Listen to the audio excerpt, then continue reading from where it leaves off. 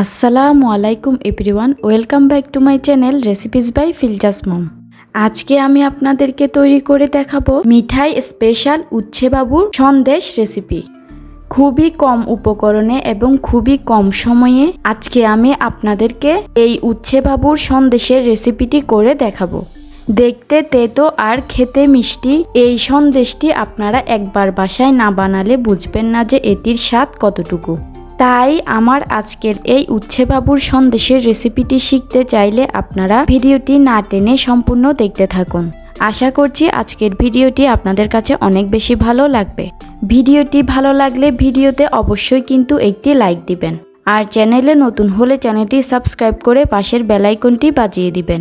So আর কথা না বাড়িয়ে let's go to my kitchen and cook.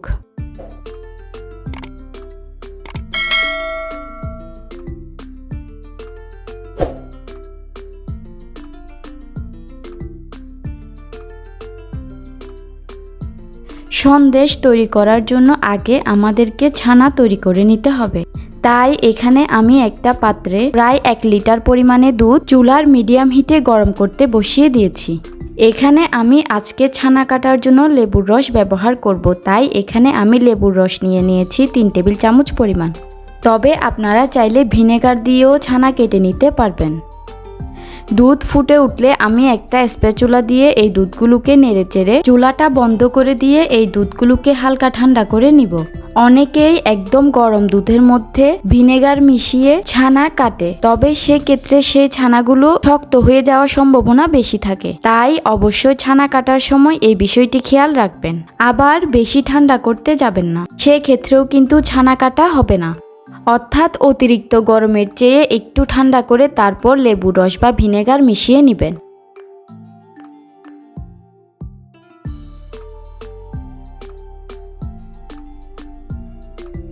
আমি দুধগুলোকে একটা স্প্যাচুলা দিয়ে নেড়েচেড়ে একটু ঠান্ডা করে নিয়ে তারপর একটু একটু করে ওই লেবুর রসগুলো দিয়ে দিচ্ছি। আমি একটু একটু করে ওই লেবুর রসগুলো এই দুধের মধ্যে দিয়ে দিব। এরপর একটা স্প্যাচুলা দিয়ে হালকা হাতে নেড়ে দিব।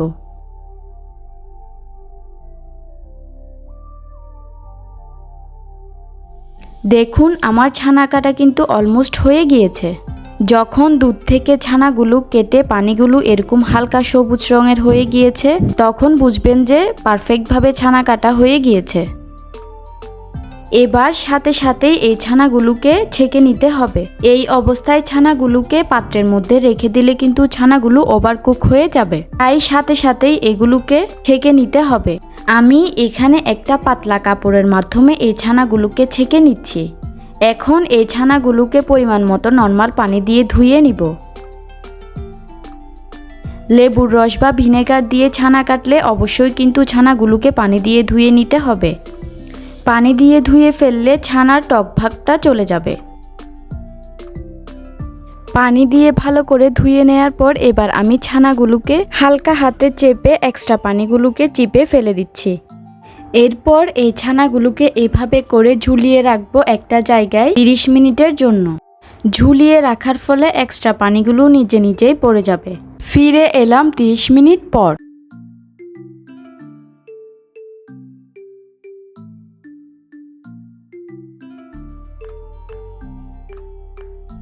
দেখুন আমার ছানাগুলো কতটা পারফেক্ট হয়েছে।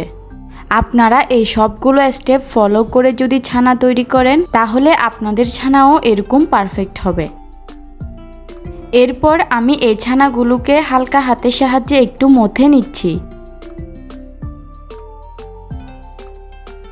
হালকা হাতে একটু মথে নেওয়ার পর এবার আমি এই ছানার মধ্যে 2 চা চামচ পরিমাণ দিয়ে দিচ্ছি ময়দা। ময়দা দেওয়ার ফলে ছানাগুলো খুব সুন্দর একটি বাইন্ডিংয়ে চলে আসবে। এবার আমি আবারও হালকা হাতে একটু মথে নিচ্ছি। এখানে আমি চুলায় একটা প্যান একদম লো হিটে বসিয়ে দিয়েছি। এরপর এই প্যানের মধ্যে 2 চামচ দিয়ে দিচ্ছি ঘি।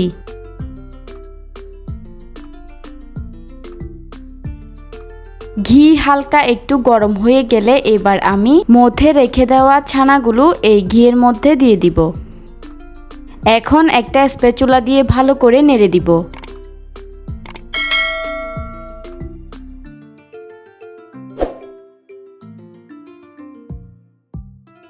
ভালো করে নেড়ে দেওয়ার পর এই পর্যায়ে চিনি দিয়ে দিব 1/2 কাপ পরিমাণ। এখন অনবরত নাড়তে থাকবো ততক্ষণ পর্যন্ত যতক্ষণ না এই ছানাগুলো প্যানের গায়ে থেকে উঠে আসে।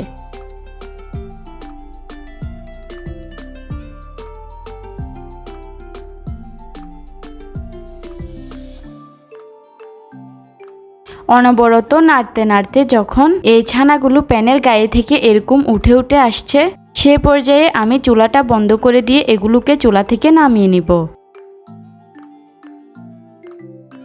এরপর আমি ছানাগুলোকে চুলা থেকে নামিয়ে একটা প্লেটে নিয়ে ঠান্ডা করে নিয়েছি। এবার আমি এই ছানাগুলোকে 3টি ভাগে ভাগ করে নিব। এরপর এই 3টির মধ্যে একটি ভাগের মধ্যে একটু বেশি পরিমাণে গ্রিন ফুড কালার দিব, দ্বিতীয় ভাগের মধ্যে একটু কম পরিমাণে ফুড কালার দিব, তৃতীয় ভাগের মধ্যে একদমই কম পরিমাণে ফুড কালার দিব। তবে এই পর্যায়ে ফুড কালারের বদলে পালং শাকের রসও ব্যবহার করা যাবে। এখন আমি ফুড কালারকে ছানার সাথে ভালো করে মিশিয়ে দিচ্ছি।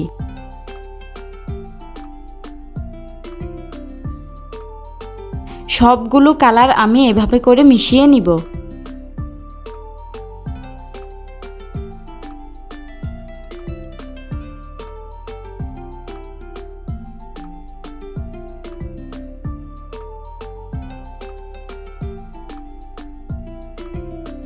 এখন আমি উচ্ছে বা করলার শেপটা দিব। প্রথমেই আমি হাতের মধ্যে গাঢ় সবুজ রংটা নিয়ে নিচ্ছি, এরপর নিব একটু হালকা সবুজ এবং এরপর নিব আর একটু হালকা সবুজ। আমি কিভাবে নিচ্ছি তা আপনারা ভিডিওতে দেখে বুঝতে পারছেন।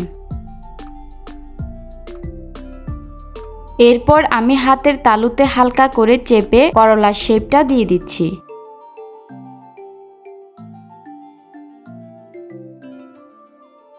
দেখুন আমার কিন্তু করলার শেপ দেওয়া শেষ।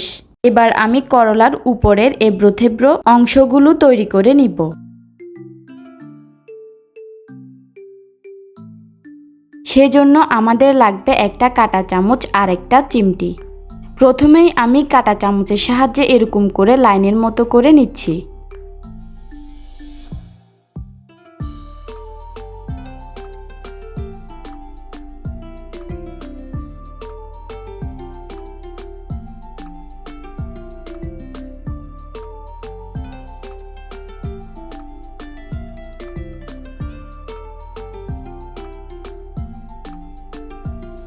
আমার সবগুলো লাইন টেনে নেওয়া শেষ। এখন আমি একটা চিমটির সাহায্যে করলার এবড়ো থেবড়ো অংশগুলো তৈরি করে নিচ্ছি। আপনারাও ঠিক এভাবে আমার মতো করে চিমটির সাহায্যে করলার এই এবড়ো থেবড়ো অংশগুলো তৈরি করে নেবেন। তাহলেই কিন্তু এই সন্দেশগুলোকে দেখতে একদমই ঠিক করলার মতোই মনে হয়। ভিডিওর মাঝখানে আপনাদের কাছে একটা ছোট্ট অনুরোধ করব, আমার ভিডিওগুলো যদি আপনাদের একটুও উপকারে আসে তাহলে অবশ্যই কিন্তু আমার চ্যানেলটি সাবস্ক্রাইব করে পাশের বেল আইকনটি বাজিয়ে দিবেন। এতে করে আমি কোনো নতুন ভিডিও দিলে আপনারা সাথে সাথে নোটিফিকেশন পেয়ে যাবেন।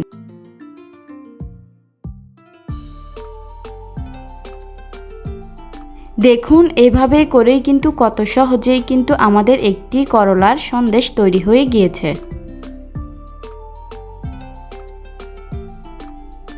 এবার আমি করলার বোটাটি দেওয়ার জন্য এখানে কাঁচামরিচের বোটা ব্যবহার করছি।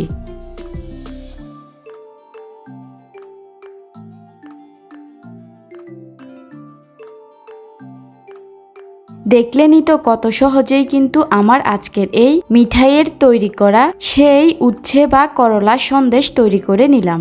আপনারা এই রেসিপিটি একবার হলেও বাসায় বানিয়ে সবাইকে চমকে দিতে পারবেন। আমার আজকের দেওয়া সবগুলো টিপস ফলো করে যদি আপনারা এই সন্দেশটি বানান তাহলে আমি কথা দিলাম আপনারা নিরাশ হবেন না। যতটুক পেরেছি সবগুলো স্টেপ আপনাদেরকে ভালোভাবে বুঝিয়ে বলার ট্রাই করেছি। তাই ভিডিওটি কেমন লেগেছে তা আমাকে অবশ্যই কমেন্ট করে জানাবেন। ভিডিওটি ভালো লাগলে অবশ্যই কিন্তু ভিডিওতে একটি লাইক দিতে একদমই ভুলবেন না।